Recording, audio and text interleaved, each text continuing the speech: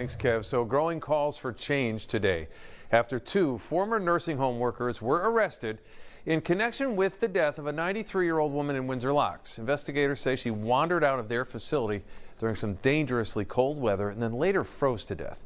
Now we are learning this is not the first time one of those workers has faced a serious criminal allegation. NBC Connecticut's Matt Austin is live in Manchester with the latest on that. Matt?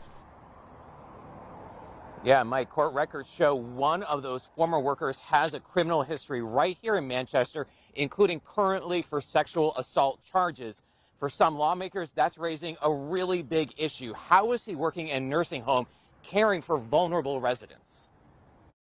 Two former employees of Bickford Health Care Center are now facing charges months after 93-year-old Margaret Healey froze to death after wandering out of the nursing home in Windsor Locks. It's very complicated, it's very emotional, and it's our job with the state to try to put in protections to help people feel safe. One of those workers is Papy Bibo, a registered nurse who was the shift supervisor the night Healey disappeared.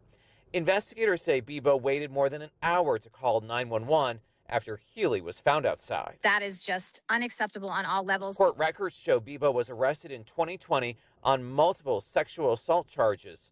According to court documents, a female relative accused him of sexually assaulting her beginning when she was in 7th grade. Police say Bibo denied at least some of the allegations. It's not clear when a background check on Bibo might have been done by the nursing home. You have to get a background check before you are hired, but there needs to be intermittent background checks along the way just to confirm that nobody has been charged with something as egregious as sexual assault. Federal law appears to say it would take certain actual convictions to disqualify someone from applying to work in long-term care. But some lawmakers say that's not enough. Well, I think there has to be legislation that if you're under charges of violent felonies, that you can't be hired where people are vulnerable.